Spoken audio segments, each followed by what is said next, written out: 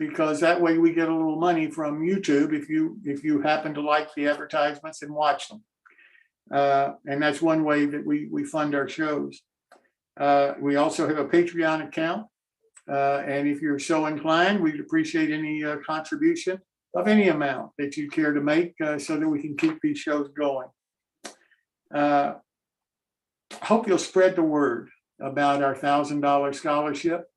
I'm going to talk about it a little bit more in a few minutes, but this is so important that we get the message out.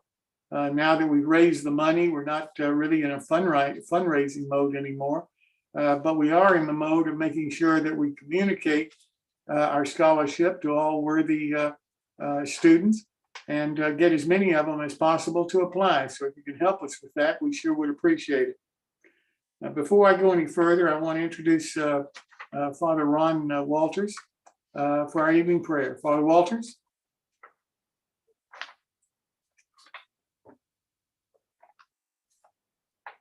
Creator of the world, as modelers and makers, we recognize the intricacy and the beauty of our world. We thank you for the vision and the artistry you have given us.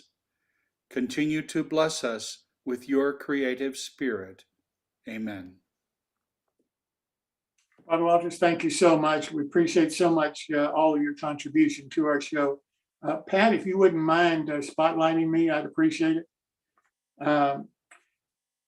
I have something that's near and dear to my heart, and I want to talk to you about it just a minute.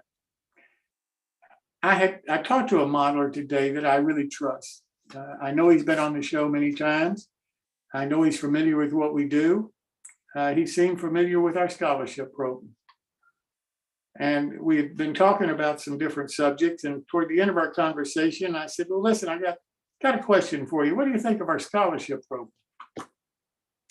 And he said, well, I don't want to hurt your feelings, but I think you're wasting your time. I think you're taking away from the show. I think the show would be better, the time on the show would be better spent talking about modeling. And I think you're wasting your time. And I said, okay. And I said, well, let me explain to you our position here and what we're doing. And if you still feel the same way, I understand.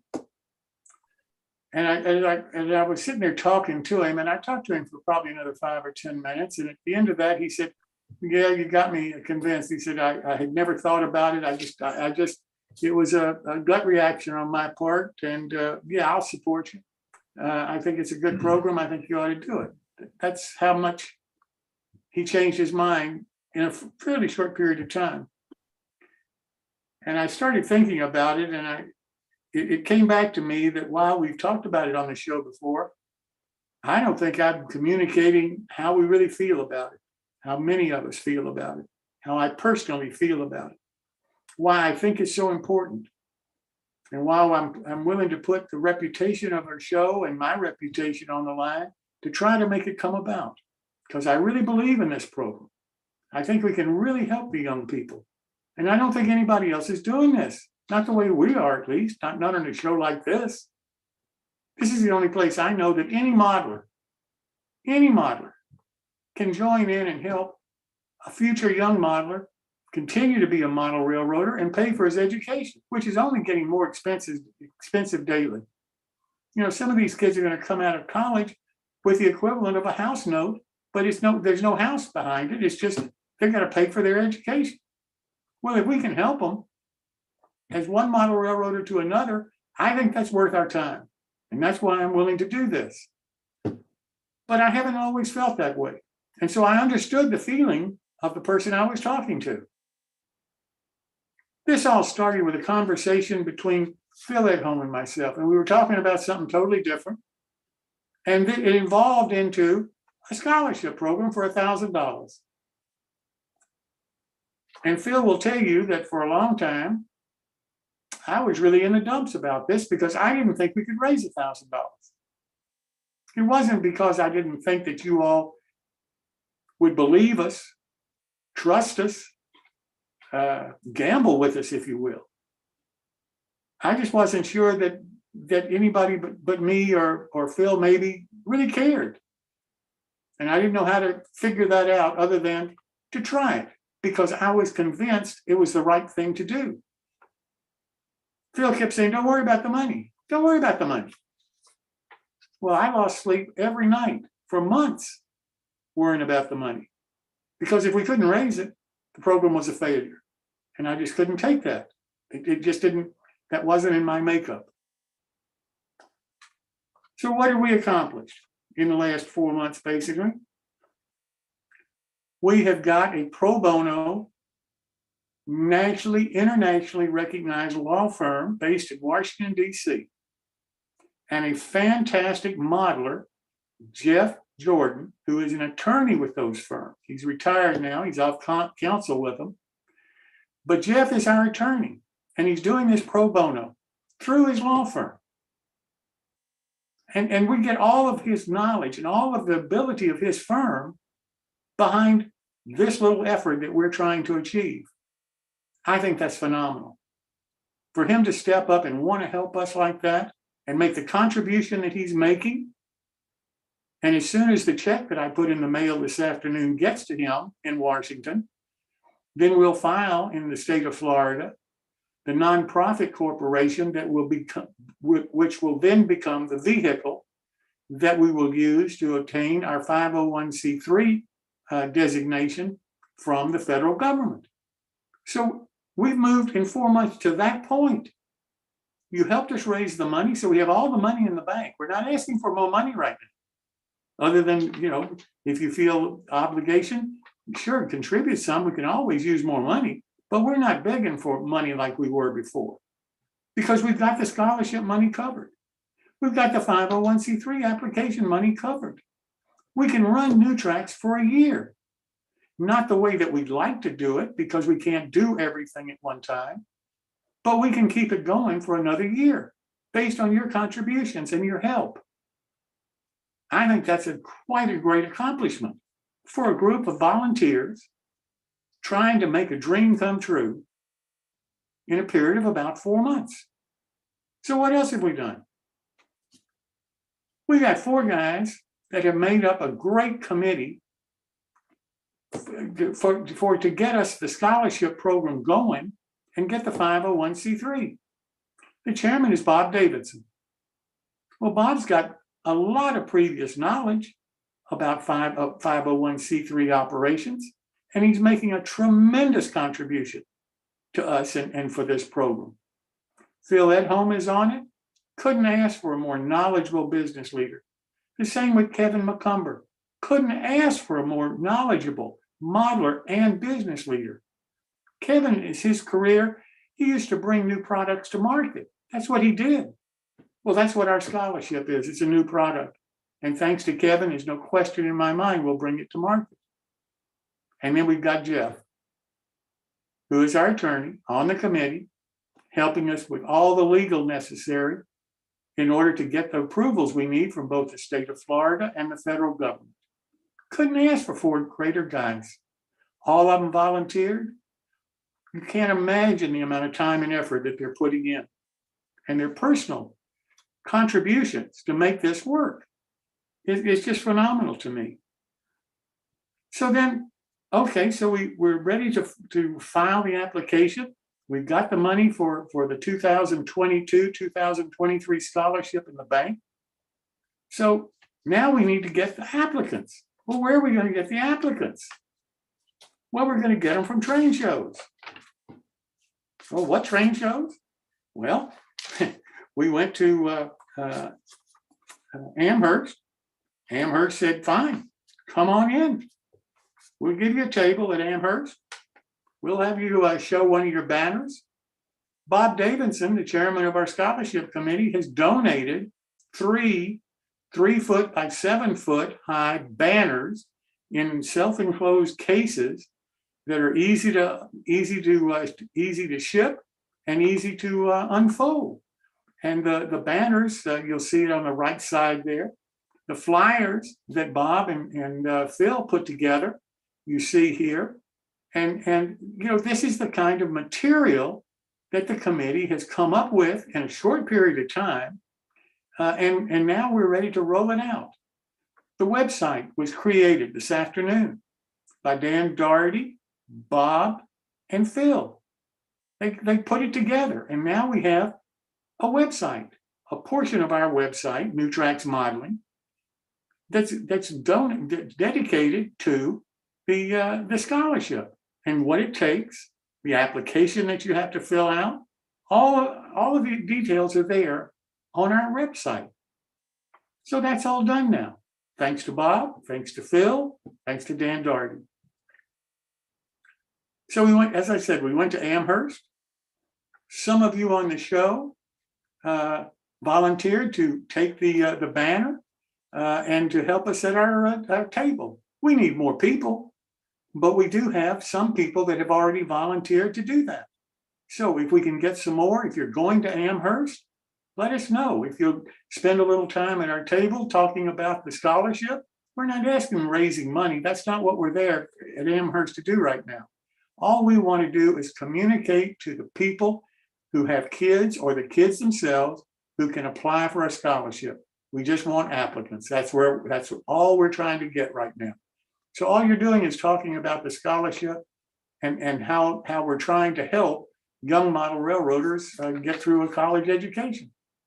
So if you're going to Amherst, let Bob Davidson know, and we'll get you involved in helping with the table that we've got set up in the Amherst show. For the Timonium show, we got 2 of those, 4th and 5th of February and 29th and 30th of April. We'll have a table there. We have people that are going to cover the table, but we need more people. And you know, if you're interested in that, again, let Bob Davidson know, and we'll schedule you for time at that table in Timonium.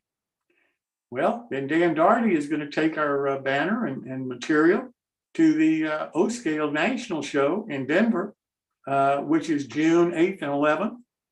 And Dan is also going to take it to O-Scale West in Chicago, which is March 16th through 19th. And we're going to go to some shows in Pennsylvania that Kevin McCumber is going to take one of the banners to us. So, you know, and Phil has got a show in Sacramento that's the 28th, 29th of January that we don't have a table for. Phil is going to ask the NMRA if we can put our banner up, at least at their table, because we're not sure that we can get people to from New Tracks or the viewers from New Tracks who are going to the Sacramento show to man a table or to start coming up with people that can man the table. If we've got people, I'll call the show organizer and get us a table. That I don't think that's a problem. The show organizers want to help us. Why? Because what we're trying to do is help future model railroaders. It's in everybody's interest to do this. And I think everybody is starting to recognize that. So am I optimistic? You betcha. Are we getting all the help that we can possibly need? No, but we're getting a tremendous amount of help. And we need more. We need you to talk about it. We need you to tell your kids and grandkids, your friends, your relatives, anybody that'll listen. If they have a son or daughter or grandson or granddaughter, take a look at the scholarship. If they feel that they can qualify, it's not that difficult to fill out the application. Help them fill out the application. Be a mentor in helping them fill out the application. We really would appreciate your help on this. We think that this is going to be a super successful program. And from what everybody tells me, once we get the 501c3, don't worry about the money. Whatever money we need will be there once we get that 501c3.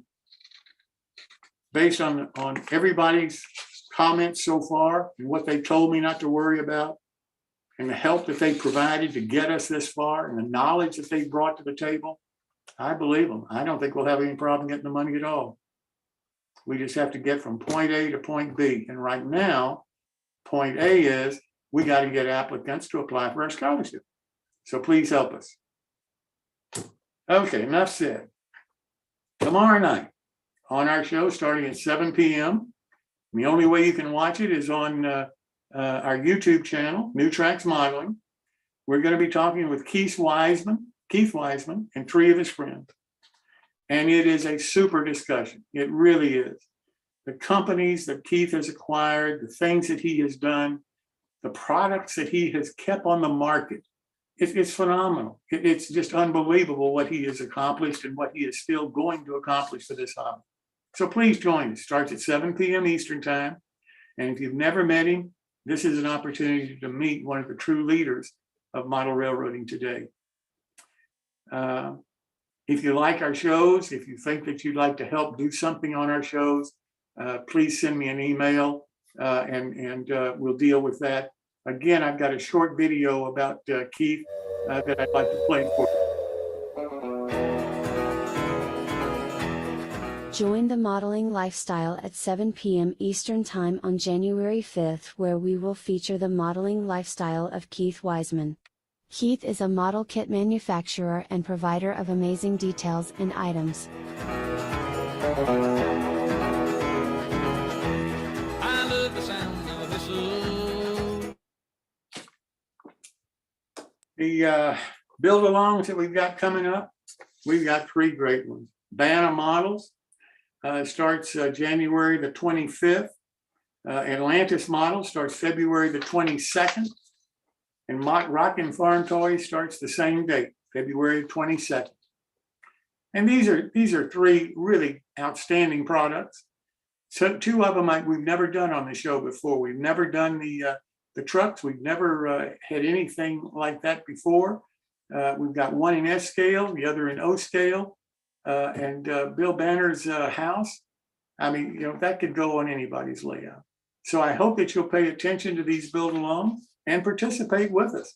I know you'll learn something about modeling because the people that are doing these build-alongs are really outstanding modelers. So I hope you'll join us for those. Our next My Build is January the 18th, and our host is Chris Kors. Chris, you want to talk about that a little bit? Thanks, Jim. Bring up the screen here real quick. Oh, there it is. There it was. Okay, there we go. All right, the next My Build is January 18th. It's featuring you to participate. Is it not working? No. Crap. All right. Try this again. Okay, there we go. There you go. All right, got it that time. All right, next My Build, of course, is featuring you, January 18th. To participate, email your photos to railrunner130@hotmail.com, and I'll put that in the chat here in a few minutes. And remember, it doesn't have to be the best thing you did. Maybe it's the worst thing you did. Maybe something you learned something from, or maybe something that you need a little help with, can't quite figure out. Something you're proud of, or something you're not so proud of, or something you found at a swap meet or something. Anyway, please bring those photos to us, and we'll talk about it. And hopefully it's something that everybody can take something away from. And with that, I will turn it back over to you, Jim.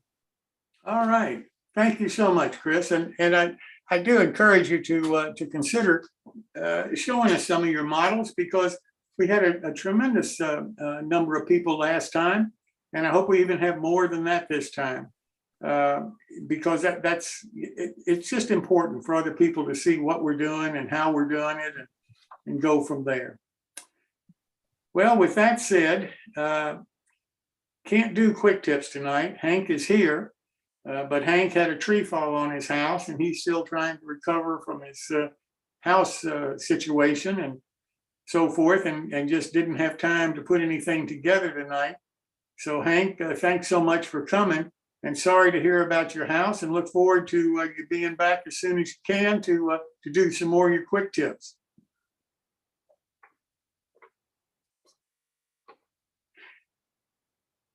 And with that said, let me go to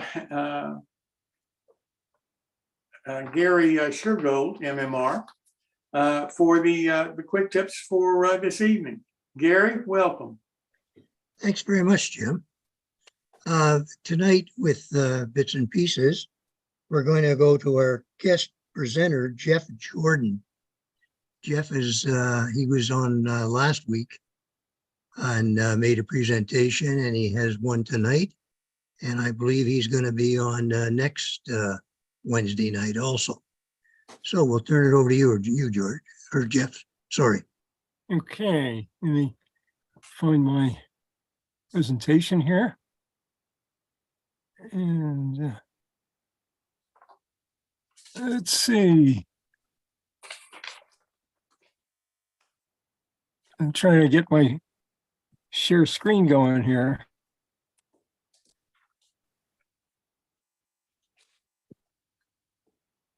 All right, what's going on?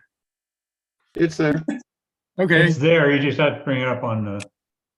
Click down on the bottom next to the slider on the PowerPoint down. Yep. That right there, left film right there. Click. There you go. There we go. Hey. Okay, tonight I'm talking about wheel weights. One of my other interests is automobiles. And when I found that I couldn't find anybody to balance center lock wire wheels, I learned how to balance wire wheels. And so I have a great supply of wheel weights. I was in my garage and I saw this box of wheel weights sitting around and said, I wonder if I can use these for model railroading.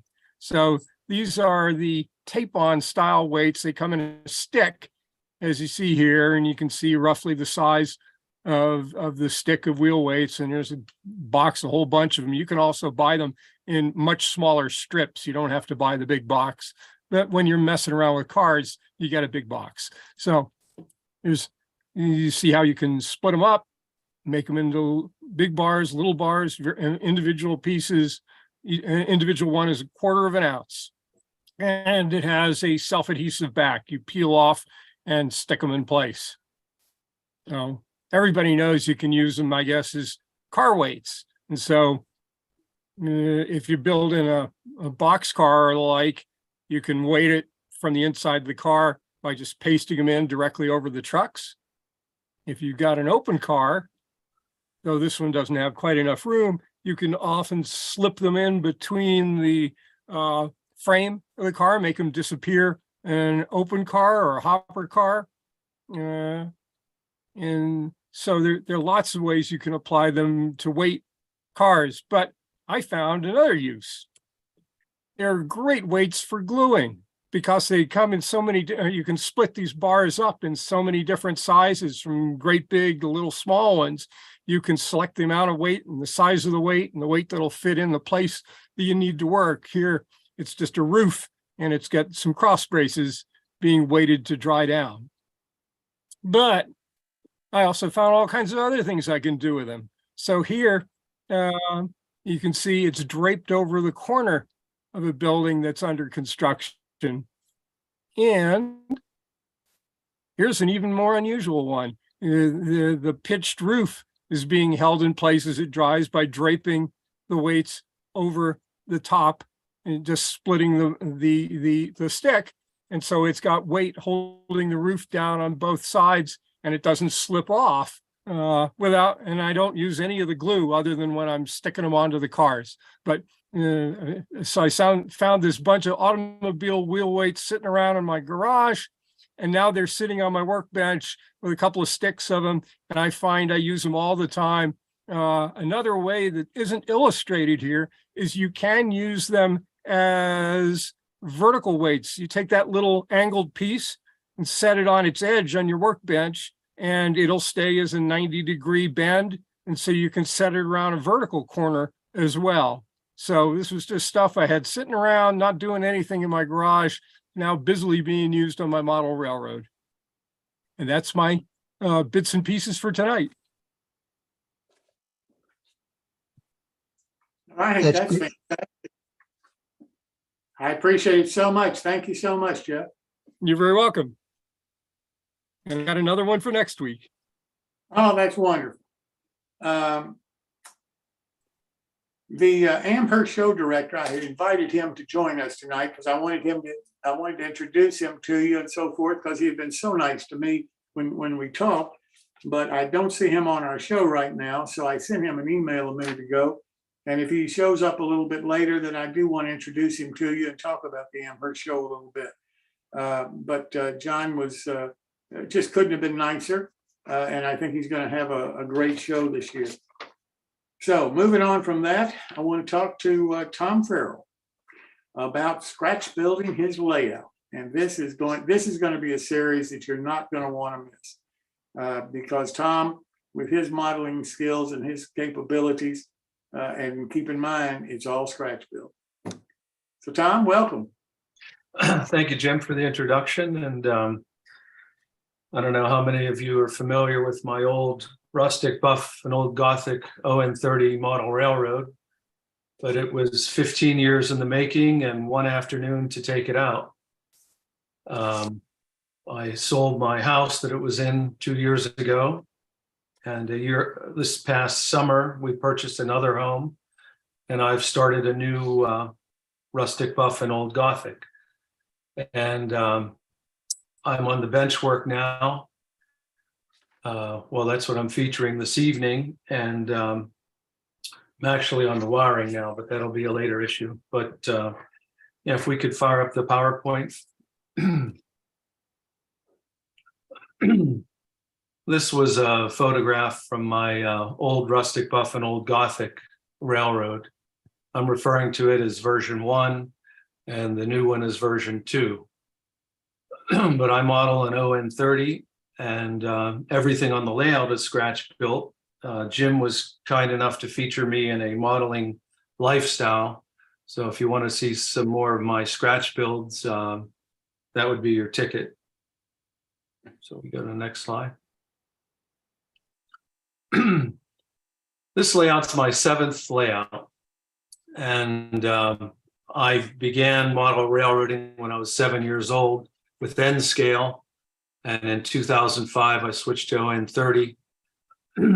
My last rustic buff and old Gothic, although it photographed well, the photograph on the right's one of my personal favorites. It had some shortcomings on the it was analog, it was not DCC, it wasn't really set up for operation. Although I do enjoy running trains round and round. My next layout will be DCC, and I can still run trains round and round, but it will be set up for operation. And my theme for this railroad is no compromises. You know, everything has an order when you build a model railroad. My last one, I jumped around so much. I do backgrounds, I do bench work, I do wiring. This time I'm trying to go in a logical order, as difficult as that may be. But that's my plan. And that's what I'm holding to at the moment. So we go to the next slide. I started with the layout room in my new house, although it's considerably smaller than my old house. It has this great room above the garage. And before I started with the model railroad, I completely remodeled this room. It's all freshly painted. I put in a vinyl planking floor. And I constructed these workbenches. They're just IKEA kits, you know, I'm sure everybody's familiar with that, and butcher block tables. So those are my workbenches to the left. And at the very end is not shown in the large photograph, is my other workbench. I found a big piece of marble in an antique store that I got for a real bargain. That thing weighs over 200 pounds, that workbench. And the thought was to build the workbenches, get them in place, then start on the layout. So we go to the next slide. After I had the room basically finished, I put down this blue tape. Well, the first thing I did was some sketches, and I played around with some CAD programs. I am familiar with CAD, like SketchUp and some of the railroad, but I prefer to do it old school. I like to visualize things. So I first used some cardboard templates, and then I wound up putting down blue painter's tape, give me a rough idea how I'm going to put the layout in. And it features basically, the idea was to have continuous running and point-to-point operation. So I don't know how many of you are familiar with the old John Armstrong, the late John Armstrong. He had this thing he called Givens and Druthers. You know, he's considered the dean of model railroad layout design. Well, some of my Givens and druthers were I wanted a minimum of a 24-inch radius, which is perfectly fine for ON30. And as I mentioned, I wanted it point-to-point and continuous running. And I did want to set it up for operation this time. So go to the next slide. So I had this, it's called Miami benchwork from a temporary layout I had in California. So I live in Bloomington, Indiana, and had my rustic, buff, and old Gothic, but I took a temporary job in California. I had an apartment there, and turned out to be, I was out there for like 6 years. So I started, I didn't have my table saws and drill presses and chop saws. So I sought to buy bench work, and I checked out this Miami bench work. It's tough to pronounce it. I hope I'm pronouncing it right. It's basically lock and click stuff. I didn't want to throw it away. So for my island of this layout, I started with that. And if you look at the right there, you'll see the center of the photograph there. There are 2x2s that are 6 foot tall. That's not part of the Miami bench work. I added that. That's for a backdrop on my island. But it went up extremely fast. But as you'll see, I extensively modified it. Go to the next slide.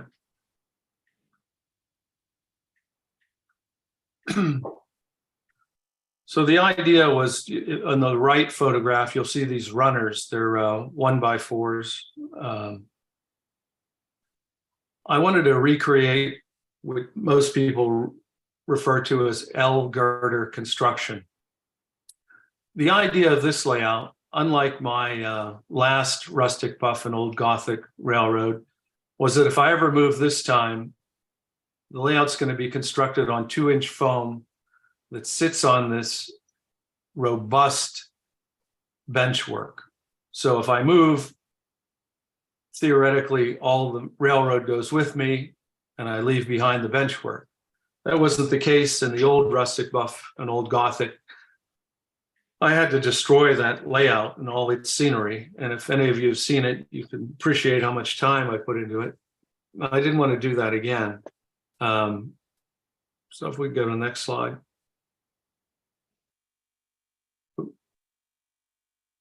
So part of the construction of this layout is conventional lattice work. That's on the left photograph. That labyrinth of wood there is the transition between the Miami benchwork and the lattice benchwork. I wanted that to be a really strong connection because I didn't want that island to float. If you look at the bottom right-hand photograph, you'll see the island on the left, and then it curves around to the lattice. I didn't want that to move. Turns out I put so much wood into this, I was afraid the floor might cave into the garage. So the idea is to have a 20, you see how the ceiling is steps down. I wanted a minimum of a 24-inch backdrop all the way around. So that's why I use those 6 foot 2x2s that are everywhere. Okay. Next slide. You can see in the right-hand photograph, the quote L girder type construction is really apparent in this photograph. That really stiffened up the Miami benchwork. If there's one fault to the Miami system, it's not as rigid as I would like. I know we're only supporting model trains, but when I want this to be robust, not to move, and the more wood I put on this, obviously, the stiffer it got. It's just brutally strong at the moment. Go to the next slide. The other thing I wanted was adequate storage. So one of the reasons it's taking me so long to build my bench work, I've been at it God, like 2 months, 3 months, as I'm building these cabinets below the layout. So there'll be a place for everything. And there'll be, if you look the bottom left or the big photograph, you can see the 3 basically cabinets. And if you look at the photograph in the upper right, you'll see the side of that cabinet.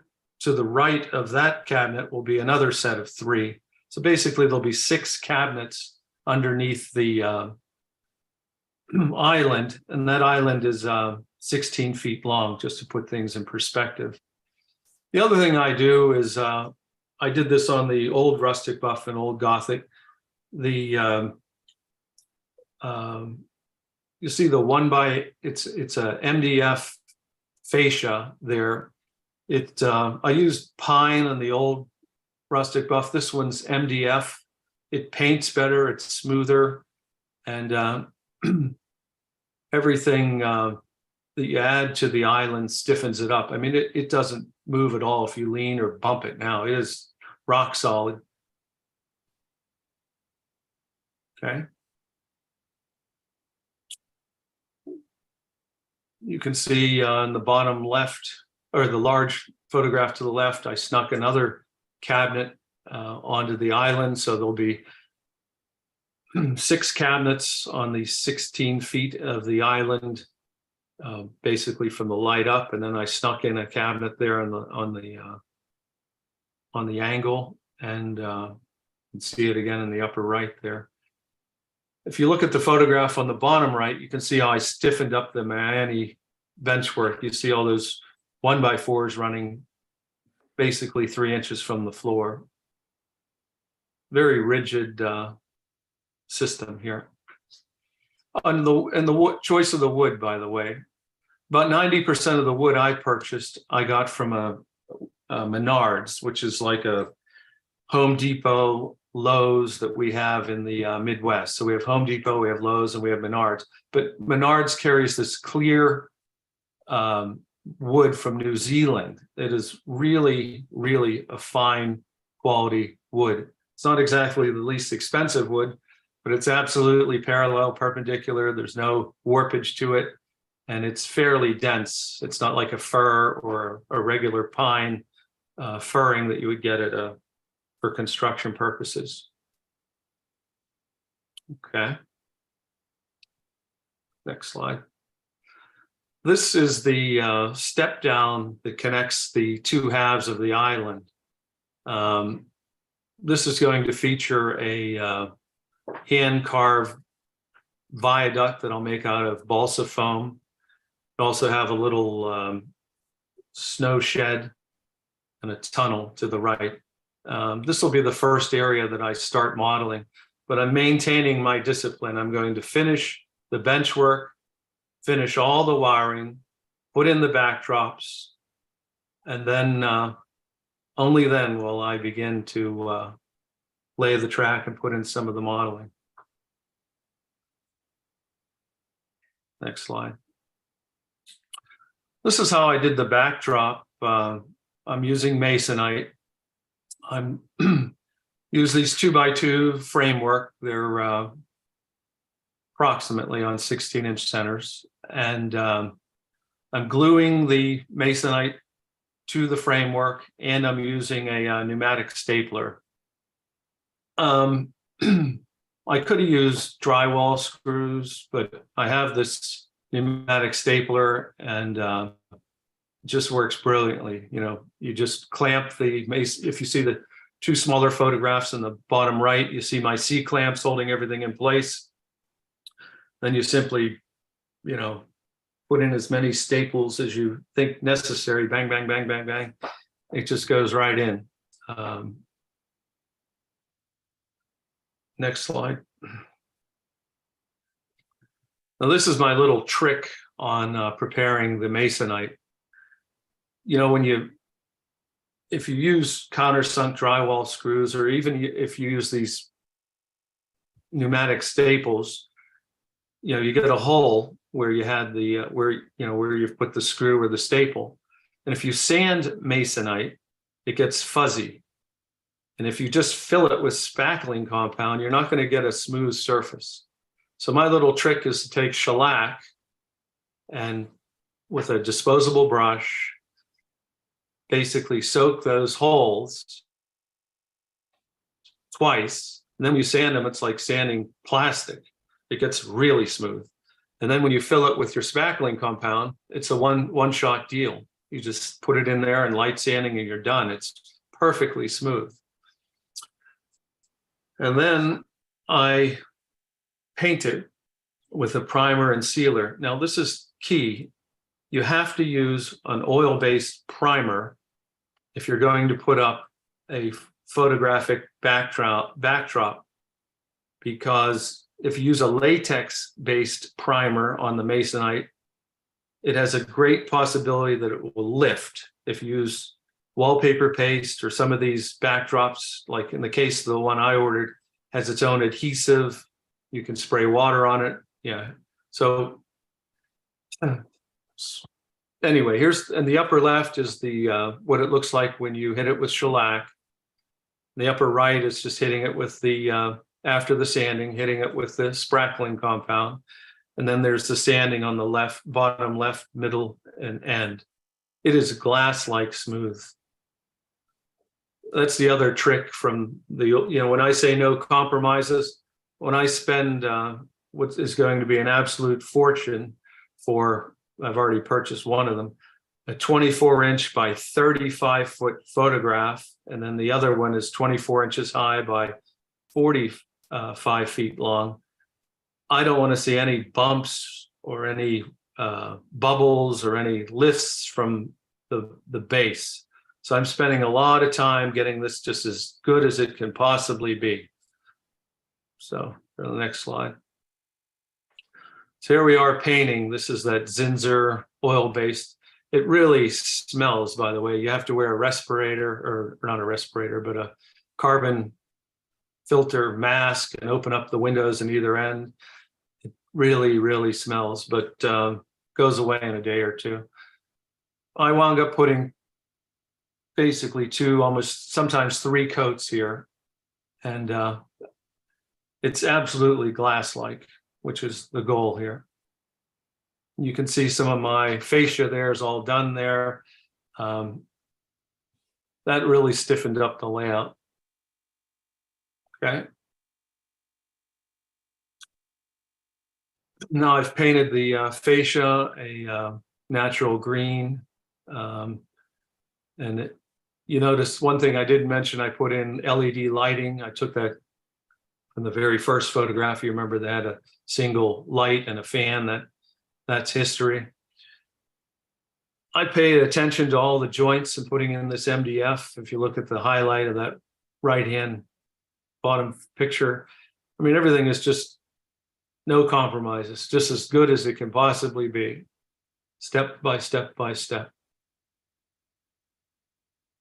Okay.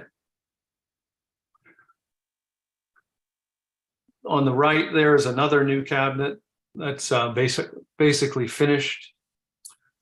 By the way, the scheme here, that little gap left between the fascia and the cabinet, that gives me access to all the wiring. And as you'll see in a later video, it gives me the opportunity to put in the electronics and some panels and voltmeters and digital voltmeters and Digitrax, LocoNet plugs. And it's really, if I do say so, pretty clever. You'll see in a subsequent presentation how that worked out, but it worked out brilliantly. I'm trying to finish the whole bottom of the layout so that when you walk into the room, my old layout looked like a hand grenade went off in it. That's not going to be the case this time. No compromises. Next picture. This is more of the fascia. It's all finished now, or the backdrop's all finished, all ready for the photograph, which should arrive within later this week or next week. And it should be fairly pretty breathtaking photograph, if I do say so. It's not mine, it's something I bought. Next one. I took this photo and threw in a piece of foam to give you an idea what the scheme is. So the idea is that if I ever do have to take out, if I have to move again, the largest piece of the layout will be 24 inches by 8 feet long. Basically, a 4x8 sheet of 2-inch foam cut right down the middle, conveniently fits on the left and right of that island. And the idea is that because I use the L girder construction, I just use wood screws up from the bottom of those runners that I put in to hold the foam in place. Just simply remove those screws, lift the foam out, I get the whole layout. Last time I could only salvage the structures. So I think that's the last slide. Any questions from anyone? Yeah, How Tom, high is your bench work? Pardon me? How high is the bench work, the operating surface from the floor? The Miami stuff is 48 inches, and then I add 2 inches for the foam. So you're at 50 inches. Now that won't be the land of flat railroad. And I've been around long enough that there will be, contours and hills and mountains, and it'll be deceptive that it won't be miles and miles of flat 4x8-ish railroad. hey, Tom, just a Tom. quick question. Have you thought about on the plywood before you put the plywood in, basically veneering on the back on what's the bottom here, a thin piece of plywood, like, veneer, some sort of a door veneer, door skin. I mean, we Like a do that Vermont. we do that on our modules on top to give something. I'm thinking about, instead of attaching that to the bench work, pre-glue that to the back of the foam. And it's when you go to take it out, it's going to give you some more strength, having that little bit of reinforcement on the bottom, across the bottom of the foam. I did actually think about that. I could still do it. You think it's necessary? I guess the foam, the scenery. The foam, our experience has been two problems with foam. One, it does tend to sag. Yeah, well, When it's out over the open, even across the foot. And by the way, it also shrinks. I mean, the other thing we've found is that the foam shrinks at the edges. And if you've got, a wood piece at the edge and foam coming up to it, over time, the foam will shrink enough that you'll get a little ski jump right at the edge at the joiners. So, two things to think about with foam, but the sagging would be my bigger concern. Even though it's only a foot, you may get a little bit of sagging there. I think it makes, I hear what you're saying. My last rustic buff and old Gothic was 2-inch foam, and it had some areas 24 inches of span without, I didn't have any sag, but I think what you said about putting a piece of like Luan or 1/4-inch plywood underneath it in the event of an eventual move is probably a good idea. I want to thank you for giving me even more work to do. Sorry about that. Tom, But I love the design. I love the concept of being able to take stuff out in pieces like that without having to cut all the bench work out underneath. It's a pretty interesting concept. Yeah, what's really unique about this is the hybrid L girder construction, I think, because one of the issues on my old one is when I did try to salvage some of it, it just didn't work. It was all glued down to those runners, and to be honest, I don't intend on moving again, but who knows, Tom, Well, also I have a- reminds me, if you've seen Ken Patterson's presentations, he makes his layout surface removable so he can take a section of the layout out and work on the scenery on his workbench and then drop it back into the layout. Well, on my modeling lifestyle that Jim was so kind to have me participate in a couple months ago, I build all my structures on plywood. Yeah. So I basically do little dioramas on plywood and then insert them on the layout and then integrate them into the layout. So that's sort of what you're talking about. I don't really want to remove whole sections, but it's a concept for sure. But when I took apart the old rustic buff and old Gothic, all my structures, which are all around me on bookcases here, you can't see them, but it took me less than an hour just to take those off the layout because I just broke them free, and they're on, half-inch, substantial model aircraft grade plywood. Off they came, and these were little mini dioramas that were basically finished on the workbench and then placed on the layout and integrated into the layout. Tom, I have a question for you. On your fascia board, you're using MDF. Yeah. Okay. Just a little hint, like I've worked with MDF before. If you do not paint all surfaces, that means all the way around, moisture will get into your MDF and it'll swell. Okay. You must paint all surfaces, back, front, and each edge. Yeah, it's I could do the back. So that's two things I picked up tonight. Thank you again Yeah. for adding more work. Because as I say, I put Pat. It's the, it's glued. Yeah, and, the only way not to have to worry about painting all the way around on MDF is to have a climate controlled and humidity controlled room. that's basically what I have. Yeah. Yeah, if you have good humidity control and good climate control, you don't need to worry about it. But if there's any chance of having any humidity fluctuation and temperature fluctuations, extreme temperature fluctuations in the room, you paint all surfaces of it. It'll be 68 degrees, 70 degrees here year round. It's air conditioned, heated. It's part of the house. It's not a separate garage room somewhere else. It has its own heating, ventilation, air conditioning. But it won't take me long just to paint the back of it. No problem. I have a different question. You can also get exterior MDF. Too late for that one. I have a different question. Uh-huh. That section you have on the wall, you got a space between that and the wall behind it. Oh, that's for staging. I kind of wondered if you were going to do that. Yeah, when I do the, I should have shown a track plan, except for the only one I have is in my head. No problem. But there's a 2-track staging back there, and I bought the Digitrax detection module. I'm debating how I'm going to run that back there so that I don't run trains into each other.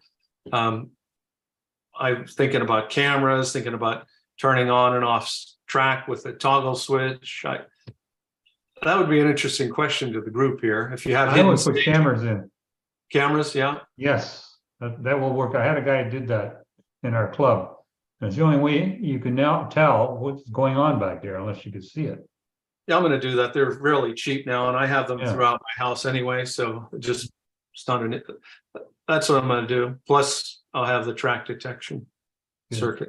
Given the roof that you have there, another possibility, and a large layout I've been to, he had mirrors at a 45-degree angle over showing behind the backdrop, so you could see if you were looked up over the backdrop. I don't know if that would quite work with your ceiling, but you have the angle there already.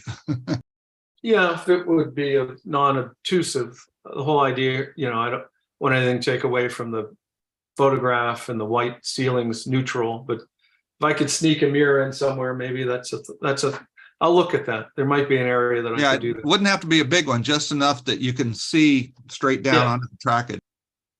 Yeah. Okay. Well, my next. Go ahead. As I told you, I didn't think you'd have to worry about correct questions from this group. Well, it's a good group, and if everybody's interested, and the next segment will either be the Digitrax installation or the backdrop. The backdrops haven't arrived yet, so it might be the Digitrax, which is about 80% installed. The advantage of putting in the wiring now without the foam on is I don't have to be a contortionist and work under the layout with all this wiring right now. Now I can just walk around, put in the wiring. There's no tabletop, no foam, no plywood to get in the way. It's really working out really well. The only wiring I'll have to do are the little feeders to the bus, if you're all familiar with DCC. Mm. And for that, I can basically run the feeders and use these suitcase clamps. If you're familiar with those, they just snap right onto the bus. By the way, I didn't know really too much about DCC, and I educated myself on YouTube. I don't know if you guys ever have seen the DCC guy. If you're familiar with that guy on YouTube, he's really a great guy on the electronic side of the hobby. And it was a real education. I got to meet him someday because he's cost me a fortune and all the stuff he likes to do. Was it Larry Puckett? Yeah, Larry Puckett. He's got me with circuit breakers, and he's got me with overloads and boost. I mean, I just spared no expense. Who are you getting your backdrops from? I think it's called Backdrop. I think it's called Backdrop. I'd have to look here real quick. Let me check. Maybe Backdrop Warehouse. No, that's what I had before. The backdrops I have this time, I'll have to, without checking my email. I had Backdrop Warehouse before. That's photographic paper, and it's not very durable. And if you get paint on it, or you get Sculptamold on it, or plaster, you basically ruin it. This is a polypropylene matte backdrop. Basically, they demonstrate spray painting it, putting Sculptamold on it, plaster on it. It's basically, you can't really hurt it. It doesn't crease. So I chose a different, I like the photographs better on Backdrop Warehouse, but this one's that I have is coming pretty nice. So, Tom, one other thing that as you start looking at suitcase connectors, there are lots of interesting issues with suitcase connectors. These new connectors called WAGO, WAGO, and they're kind of a clamp connector. You just trim the wire, put it in, and you got a little thing you open and close, and it closes very hard on the wire, and it'll handle anything from basically a 12 to a 24 wire in the same connector. And they're pretty brilliant. And the beauty of them is that you can disconnect stuff for troubleshooting, which makes it a lot easier. The only downside is when you do the bus, when you put a connector on the bus, you have to leave enough room for the connector to go in and out of this connector thing, because they just go through. You can't just put it on the wire on a bus. You have to actually have the bus terminate into the connector and come back out. Use a 3-port on a bus, but we're rewiring a fairly large O-scale layout, and we started using those, and I have to tell you, they're brilliant. Work a lot better than the suitcase connectors. The other thing is, we're also using for the feed wires, you can buy 12 gauge zip cord. Yeah. It's actually 14 gauge because it's Chinese 12 gauge, which is actually US 14 gauge. But it's zip cord, aluminum, copper coated zip cord. Right. And for about $50, $70, you can buy 500 feet. And that stuff works great because one of the things with DCC is you want to twist the wires so the wires are close together. Yeah, Turns out zip cord does that automatically because it's molded together. So yeah, Larry Puckett mentioned that the zip cord, you don't need to twist. And I just have 14 gauge stranded twist. I twisted it together. It's copper. And I just recently did buy some Chinese aluminum copper clad. It was cheap. We'll see how it works. I mostly have all 100% copper. And the suitcase connector, I've only installed one so far. It worked pretty slick, I have to say. You lay the suitcase connector across the bus, stick in the feeder wire, pair of channel locks, basically squeeze it, the little aluminum tab down, and then close her up. I mean, it was pretty impressive. But I'll look at your WAGO connectors. Yeah. you can't take apart a suitcase connector. Once it's in, it's in. Yeah, that's the issue when you go back to troubleshoot, and especially when you're doing rebuilding a layout, it's a lot more troubleshooting probably than a new install. But I've got everything. No, there's no direct wires for my circuit boards, which are numerous, and the booster and the command center. Everything goes to terminal strips. There's no direct wire to the layout. There's terminal strips in between. So I have the ability to do what you're doing just by unhooking a wire. You know, you'll see that on my segment on Digitrax. You'll see how crazy I went with the wiring, you know. Can I just make a comment on aluminum wiring? Aluminum wiring is fine for some stuff, but for other stuff, don't do it. Number one, copper and aluminum are dissimilar metals. And if you want to do it like in house wiring, that kind of stuff, you have to do it. You have to use the proper connector, and you have to use stuff like no-wax on it. Otherwise, what will happen is the aluminum will start pulling back because it's soft. Any place you get heat and then cool, heat and cool on the wire, it starts pulling back and eventually it will burn. So I would definitely stay away from aluminum wiring on your model railroad. Yeah, 98% of what I have is 100% copper. I just had a Good. That's the way to go. Keep it copper.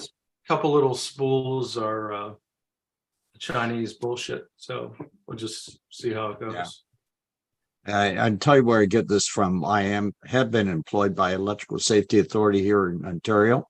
And so we've had lots of issues over aluminum wiring over the years. So yeah, that comes from experience and seeing what it does. I'd just advise everybody stay away from it. With DCC, you're talking about my power supplies, not that I'll draw it, but it's 20 amps. So you're talking about some serious potential. Yeah, you got heat available there. Yeah, so they could, it's 14 gauge. Yes, you can heat it up. And you will get that expansion, contraction, and the arcing. Yeah, it can cause fires. I'm all copper off of that. In fact, almost 99% of the layout's copper. I just have two little 25-foot spools of the cheap stuff, just because I wanted a different color for something. You know. Well, as long as you know. Yeah, thank you. Yeah. Okay. Tom, thank you so much for being here with us tonight. We'll look forward to your next segment on either the backdrops if they come in or the DCC. Thank you for having me. It's always good to be talking to all you guys. It's a great hobby, isn't it? Greatest hobby in the world. Well, that's because of the people that are in it, Tom, and you're certainly one of them. I can't thank you enough for joining us this evening. Thank you. Yep. Now, I do want to tell everybody, Tom won't be here next week. He's got another commitment, but he'll be back the following week, and that's when we'll do either the backdrop or the DCC, whichever he has ready at that point. So you have a good week, and we will see you 2 weeks. Thanks. Thank you. Well, now I'd like to turn to Bob Davidson for workshop tips and tricks. This is a new segment that we're starting on the show tonight. And I think that you're really going to enjoy it because Bob is just one fantastic modeler. Bob, welcome. Oh, thank you. It's great to be here. Let me share my screen. Actually, let me share the home. Everybody see this okay? Yes, sir. Yes. We'll click play. Yeah, this is workshop tips and tricks. And what I thought, give you a brief just introduction tonight as to what we'll be doing. I'm a old theater person. I was a scenic and lighting designer for many years, and then started a business doing trade show and museum exhibits. And so this is going to kind of show how my 50 years doing that kind of work has played off into, as it says here, in my spare time, I play with trains. So hopefully you'll get some new ideas and learn some new techniques and some new materials and things like that. So some topics that we're going to cover through this. I've got about 14 weeks now ready to go. So we'll be looking at workspace organization, tool tips and tricks, some lighting tips and tricks that I think you'll find very interesting. Jigs and fixtures, some joinery techniques, paint techniques, alternative materials, and specialty hardware. So each week we'll have a main topic, and then I'm going to show what I call a cool tool, and then a web resource. I spend a lot of time and have spent a lot of time researching and sourcing new products and techniques and things like that. So I'm going to try to share some of what I've found over these past years with everyone. So tonight's episode is Who is this guy and why is he here? One of the things that I've really been interested in since I've been involved with Nutrax is learning a little bit about what everybody does in their real life. And there's some incredibly interesting people that we have with us with incredible knowledge and so many things that apply to our hobby. So I thought if you'll indulge me tonight, I'm just going to take a few minutes. It won't take more than 5 or 10 minutes. And I'm going to show you a little bit about what I do for a living and what I've done for a living. As I said, I used to be involved in the theater. I went to college for it and then worked down in Houston at the Alley Theater and then taught for a while. I was at the University of Wisconsin and also at Syracuse University, where I also was production manager for Syracuse Stage, which is a professional company. This is one of the sets that I did while I was there. I did not design this. This was designed by John Depp. But everything you see here is all Schedule 40 pipe and 2-inch square tubing. We built all that, and there's some some woodwork obviously in there. Here's another example of a show we did.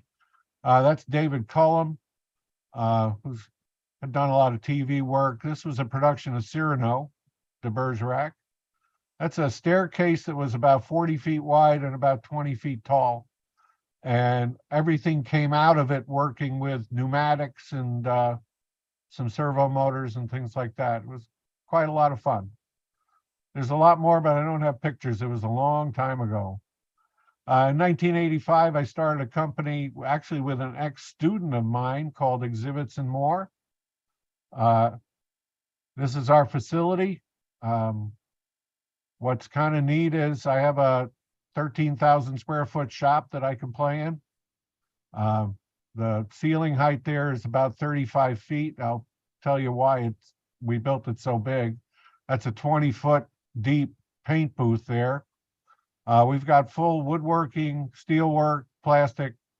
We kind of do everything under one roof. And then we have about a 24,000 square foot warehouse that we use to house our clients' properties for trade shows and things like that. So the reason that we built our building so tall is we used to do acoustic enclosures. This is the Pittsburgh Symphony Orchestra at Heinz Hall. And we built that orchestra surround. That's all cherry veneer and paint. Here you can see a little bit. So there's these wall sections, and this is all portable. So this can roll off stage and it all stacks, it all nests together. And then the ceiling sections you see there, they kind of fold flat and fly up into the grid above. So that was a lot of fun. We also did the Performing Arts Center in North Carolina. So this is the NC PAC. And again, you could see the back wall there with the organ pipes in it. We didn't put the pipes in, they had the organ person. Those are actually practical pipes. So that's what we used to do. And then we got into doing trade shows and commercial exhibits. This is an example of something we did a couple years ago for a company called JMA. So you can see it's a lot of graphics. We do a lot of work in fabric. That whole upper assembly you see hanging over this exhibit, that's all a fabric stretch material over an aluminum frame. We do wide format printing. This is all printed on a material called Sintra that we'll be talking about in a later week. So we do, this is a kind of real interesting project. This was done for Kraus Heinz, which is now a division of Eaton. And this is actually in a trailer. This is a 39-foot fifth wheel trailer. And we used all their own products to build the exhibit. And this toured across the country for 3 years. Came off the road last year. So this is kind of cool. That's the other side of it. It's something I designed as well. So museums and special projects, this is some cool stuff. We got to build a replica of a canal boat. This is for the Erie Canal Museum that's here in Syracuse. What's kind of neat, we also built the levers there that simulate a lock. We actually had the hardware for those custom forged over in England for us. That was a lot of fun. This is a real interesting project. I kind of have a few slides on this because it directly relates to railroading. This is for the Holocaust Memorial Center in Bloomington Hills, Michigan. They had procured this boxcar. This was an unrestored boxcar that was used to transport Jews to the concentration camps back in the 30s. And they brought it over to the United States. We worked with an architect. The space you see here was originally outdoors. They enclosed it, and we were fortunate enough to get the contract to design and fabricate the exhibit for this. So this is what it's based on. It's the Hamburg train station. What was interesting is there was actually a lift that they loaded the people into the boxcars underground and then lifted them up to grade level inside the cars so that people wouldn't see them being put in the cars. But if you look at the tower up here on the right, and then this wall section and the roof section, that kind of, you can see how we recreated that. So these are some of the plans that I had done. It's modeling in full scale. Actually, this is done at about 85% scale. This is the facade of the building that I designed. And then this is the actual brickwork. And the way it all came together is everything was built just out of plywood. And then we used brick veneer to put everything together. And we CNC most all of our products. So these are windows that were done. And you can see we covered the backs of them with some frosted acrylic and then broke out some sections so it would look like broken glass. Here's a space where just the boxcar was put in. And then here you can see where we had installed the wall section. We then came back and did the lighting. I did the lighting here. One of the interesting things is, since it was visible from this balcony, is actually put bird shit around on the windowsills and stuff, and actually had a fake pigeon that we put up there. So, and this is how it came out. It was a very exciting project, and we were really, really pleased to be a part of it. Here's something we did at the Antique Boat Museum. As I say, a lot of what I do is graphic work. These are all display cases for artifacts. This wall is about 24 feet long.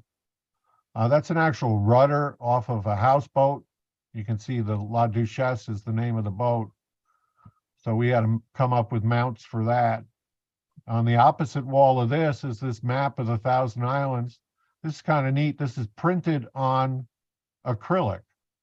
There's actually 3 layers here. There's a layer of blue acrylic, a layer of clear acrylic, and then behind all that is a fabric graphic. And you can see we edge lit it with LED lighting, and there's some iPads there and stuff like that. A lot of fun. A fun little project for a field trip jerky. They make great jerky, by the way. They wanted us to build a sample table for them. We found a resource to get birch bark veneer. So you can find just about anything on the internet. The table itself is made of cedar. And again, this was all CNC'd and then put together. We've got some great craftsmen in the shop. Last little example, this was a fireplace mantle that I built. And the only reason I show this is the columns, those are PVC pipes. And I made up a jig so I could route the flutes into them. So I actually routed them in my garage. It was a bit messy, but it was sure a lot cheaper than buying fluted 6-inch, 7-inch columns. So that was a ton of fun. So that kind of gives you an idea, I think, of what I do, what I've been doing. So again, another feature that we're going to have here each week is the tool of the week. And I thought this week, actually, I just got a new one, so I'm showing it, is a deburring tool. If you don't have one, they're great. They're used mostly in welding for steel work to deburr a pipe or a piece of tubing. When you cut it with a bandsaw, it'll leave a burr, or a hacksaw. And these are great, but you can also use them on wood. You can use them on plastic. If you cut a piece of styrene with a knife blade, you know how you get that raised edge, and you can use this to trim off the raised edge. It's really a nice little tool to have around. They cost about $10. They come with spare blades, and it's really a nice little thing to have in your toolbox. So.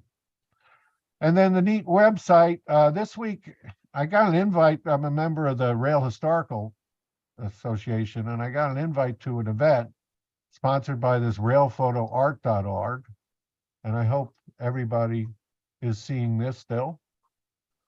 So this is a Center for Railroad Photography and Art, and this is just a phenomenal resource for research. I had never heard of these people. They're out of Wisconsin, out of Madison, Wisconsin. And what's really cool is they have collections. So if we go to Wallace Abbey and go to highlights, there are literally thousands of photographs up here with incredible detail. If you're doing research on scenery or track detailing or car detailing or anything like that, I've literally spent hours just going through some of these photographers' work, and it's just incredible. I mean, the photographs are gorgeous, but also, like I say, just the detailing that you can pull off of this as you're researching stuff. So that's kind of what I got for this week. We'll be looking next week at I think next week we're going to do some lighting work. We're going to talk about color temperature and color rendering and lumens and stuff like that. And hopefully everybody, I've learned so much from you guys, and hopefully you can learn from me a little bit. So any questions or? Yeah, Bob, Not so hi, much it's a Greg. question. I like the idea of a tool of the week. I hope you're not going to make us all bankrupt because I'm sure they're all going to be something we want. These are all little things that I found around. No, it's not Great. like it's not going to be new bandsaws and stuff like that. So, but I also I'll probably throw in once in a while. I love going to the dollar stores, or now about $1.25 stores, and I actually was there just yesterday, and they had this little math set, with a compass but what's really cool in here for $1, we all have squares and things like that for layout work. Well, these are all really tiny. They're all little, like 3-inch triangles and protractors and stuff. And it was $1. So, I mean, that's great. So, And they look like good plastic, not cheap stuff. Yeah, well, it's cheap. It's all, What dollar store? Well, we have one up here called Real Deals, and then there's also Dollar Tree. Okay, we have Tree, so yeah, Dollar Tree. So that's usually where I go. So okay, but I'll have to check those out. That looks like a really cool thing to have. Absolutely. No, there's some really cool stuff. So so anyway, hopefully everybody will enjoy it. And like I say, if you have any suggestions or you see anything you want to know more about, it's I'll put my email in the chat, If you want to ask any questions or find out about anything, just let me know. Thank you, Jim. Also, you need to know that Bob is the chairman of our scholarship committee and has a great background in 501c3 operation, and has been so helpful to us in getting this off the ground. And Well, Bob, we thank you. can't thank you enough for all of your wisdom and the information that you passed on to us. Well, thank you, Jim. It's been inspiring. What you and Phil have started is great, and it's great what we're doing here, because if we don't do this, it's going to be a dying craft. Well, that's why we started it, Phil, because that was my concern a long time ago. People aren't building like they used to. No. And if we can't figure a way to get them back into the building mode, then yeah, I'm afraid it is a dying craft, and I hate to see that happen. Absolutely. Also, Bob, not only is Bob, knowledgeable about model railroading and the stuff that he does, Bob designed the 3 foot by 7 foot banners that we're going to be using to take around to the various shows to show people what the scholarship is all about. And without those, Bob, I'm not sure that we could have gotten our message across, because I think that's going to help us tremendously in trying to attract people to apply for the scholarships. It's a pleasure. It was a pleasure to help out. It is a pleasure to help out. Well, and I appreciate the contribution, because Bob made 3 of these for us. One he's going to send to Phil to handle the shows on the West Coast. One he's going to keep for people that call him up and want to use one at a show somewhere. And then we have one on the East Coast. So giving us, donating that kind of help to what we're trying to accomplish, people like that are few and far between. So Bob, I don't have enough kind words to say to you. Thanks. Just don't tell my wife. Yes, sir. Well, now let's turn to another great modeler, Mr. Bill Davis. Bill, welcome. You are building a Richard Rand's Berkshire Valley kit. Yes, I am. Yes, I am. So first, I want to apologize, guys. Last week, it was a very interesting week work-wise and everything else-wise, and the end result was I went brain dead and didn't show up. Oh, anyway, so let's see what we got going on here.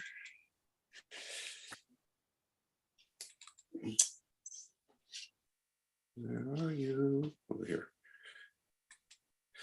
Okay, so this is part 3 of building the bay window house at Ennis Forks, Colorado. And this is a picture of the bay window area of the house. So these are all the parts that make up the bay window. These are the wooden pieces that make up the actual walls. These are the framework for the windows. Some are already mounted on here. This is some of the molding. These are the windows themselves, the glazing. This is the roof piece. And these are specially cut shingles that are just awesome. And this is a little thing I never used, but this was for if you wanted to like spray paint the thing, that's a shield to guard so you don't spray into the walls and all that kind of thing. So that's the parts that takes up to make this bay window. One part that's not shown here though is this wooden piece. This wooden piece is just a custom cut piece that Richard provides for the top of the bay window, and you already have the bottom of the bay window frame built into the floor. And so this just slips into a slot in the top of here. You just glue it in place, make sure it stays level. It makes making this window combination really easy. So these are the panels. Inside, I just painted them a kind of a cream color, and outside, I painted them the green color, and then I applied the windows framing, which is all laser cut. And then I put the windows and the glazing in. And so each one of the panels were all pre-made before I installed them on the building. So this is how it goes. I first added this little corner piece here, and then I started putting the windows, these window frame pieces around. once again, Richard's kits are always amazing. There's never been a kit that I've worked with his that has not gone together exactly as called for. Every one of these pieces fit exactly perfectly. And you can see that there's nice tight joints between each section here. That's partly good modeling on my part, but mostly that's Richard's fine craftsmanship for designing the kit. So here's all the windows in place, and then I started putting the molding around, and this is all pre-cut laser stuff for the molding, and it all just kind of slips right in place. And you can see that comes out to be a pretty nice little detailed area there when we get finished here. Now this little cone piece here, which is just a laser cut piece, and it folds at these joints and it sets over top of the whole thing. And once again, very well designed, very clever. It just glues in place.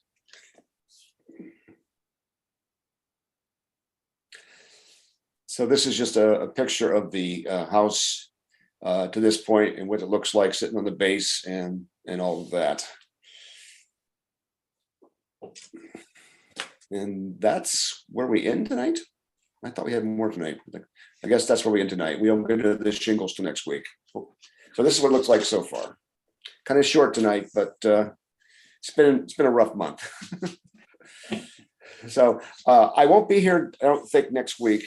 I've been battling a kidney stone and massive cold and a few other things like this. And so anyway, next Wednesday night afternoon, actually, my kidney stone gets what it deserves and gets yanked out of my body. So I'll be much better shape next time you guys see me. So I probably won't be back to the 18th. So short and sweet tonight, but anyway. Bill, let me ask you, anything hard about what you did tonight? No, it was extremely simple. I can't praise Berkshire Valley's stuff enough. He has worked out every detail to the nth degree, you know, and nothing. I've probably built in the last 2 or 3 years a dozen or so of his kits, and whether they're white metal, laser cut, whatever, nothing doesn't fit. It just kind of all falls together. It's just amazing. Very, very simple, but a very cool detail when you see it all. Once the shingles on it, it looks really, really cool. Anybody have any questions for Bill? Thanks, Bill. I really do appreciate it. Right. Good luck next week, and we'll see you following. All right, sounds great. Okay. All right, bye. This is Jeff. I was just digging in my photo album, and I couldn't resist pulling out this photograph. If you can see that is the house in Animas Forks, looking from the south, and you can see the bay window and so forth. I can't see it. Jeff, I don't have it scanned, so all I can do is hold it up to my computer. And so You if can't you see can it at see all. me, Can't see it. There. there you go. there it is. Okay. Ah, yes. Here it is. Hey. There's Yeah. the house, I'll be darned. Animas Forks. Jeff, were you That's up there? Excuse me? Were you up there? I was indeed. Here's the Oh, other man. picture. That's me Oh. in the bay window. Awesome. Quite a few years ago, but that's me. Yep. Yeah, I guess they've done an extensive remodel of that house now and stuff. It looks almost like it should look, except for the interior. They didn't do the interior too much, but exterior wise, they've put all the windows back in, the doors back in. They cleaned it all up and stuff. Who is this? A private couple or company, or who is they? I guess he was. I don't know. Well, it was the Colorado Historical Society. Did a lot of the work on it. Okay. But the house originally, I think, was owned by one of the mine owners or something up there. And things. It's just, yeah. It's a beautiful house. I've never been to Colorado. It's a bucket list thing to go there. But if I do get to Silverton, I'm definitely going to go up to Animas Fort. Was there ever a foundation under that bay window? We'll get there. It's Okay, very simple, but yes, there was a foundation of that bay window. there is one. Yes, yes. Yep. Yeah, there's the walkway on the two has very little foundation in it too, but originally, I guess there was no railing on it, but there's a railing on it now. But I guess originally there was no railing, which I can't picture in the 1880s of walking down this walkway in the dark and not having a railing or something, not walking off the end of it or something. But whatever. So it's a very neat structure. And as I've said earlier in this project, it's located in Colorado, but it could be anywhere. Bill, thanks so much. Next time. See you the following week. All right, thank you. Well, now Philip Cruz was supposed to be here this evening. I haven't seen him sign in yet, so I'm afraid that he has missed us for whatever reason. But I hope that he'll be able to join us next week. When I found him and his company, Miniatures by Phillips, I was really so impressed and invited him to build one of the structures for us. So I really hope that he'll be able to join us next week. And I'm sorry that for whatever reason he couldn't make it this evening. So with that said, that's basically our show tonight. As I say, I hope you'll go and subscribe to our website, newtracksmodeling.com. Look at the page where we have our scholarship on the site, which is newtracksmodeling.com/scholarship. And all of the information that anybody needs to apply, the application, everything is there, qualifications, what it takes to be eligible. So I hope you'll take a look at it and pass the information along to anybody that you think might be interested. Because we really want to get a lot of people to apply for the scholarship, because that's going to tell us how much we need to grow this in the next year. So if you can help us get that information out, we would sure appreciate it. Also, if you'll go and subscribe to our YouTube channel, New Tracks Modeling, look at the videos. If you like what you see in the advertisements, don't forget to watch them, because that's how we make a little money. Again, thank you so much for being here this evening. I hope you've enjoyed the show. Most importantly, I hope you learned something. And now for our caboose for the evening.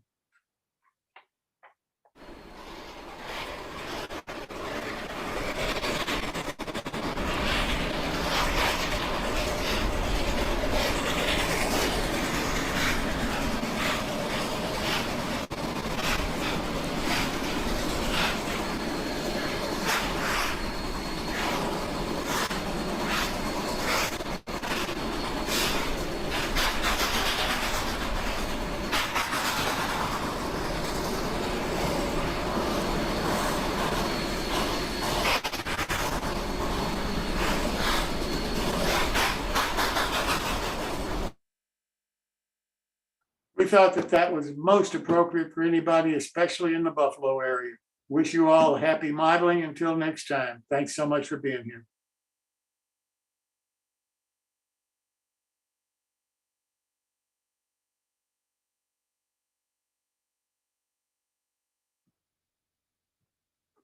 Kill the live stream.